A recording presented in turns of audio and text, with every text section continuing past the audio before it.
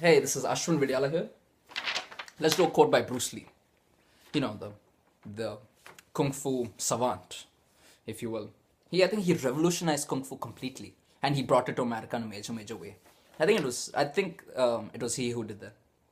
But he's a badass kung fu guy, so he knows his stuff, and he was a philosopher as well. Most people don't know that he wasn't just a fighter; he was a philosopher. He was a badass philosopher.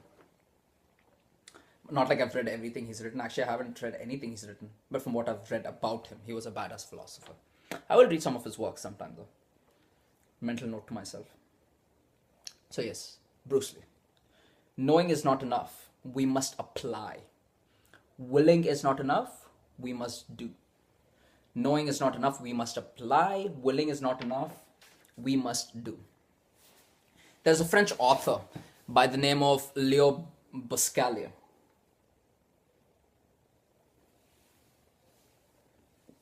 Now I know I'm butchering his name, so if you speak French, excuse me. Because French is very hard to say, for me at least. So yes, so actually let's read it one more time.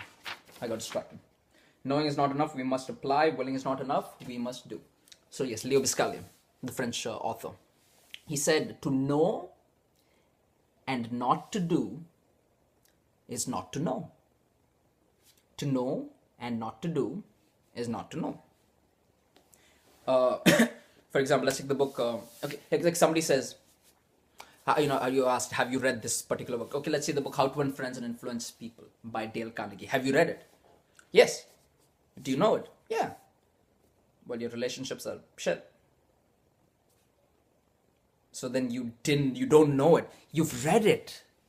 But to know and not to do is not to know. If you've read it but you haven't applied it, you don't know it. And this applies to me too, guys. I'm not perfect. I'm always trying to get better, obviously, but I'm not perfect.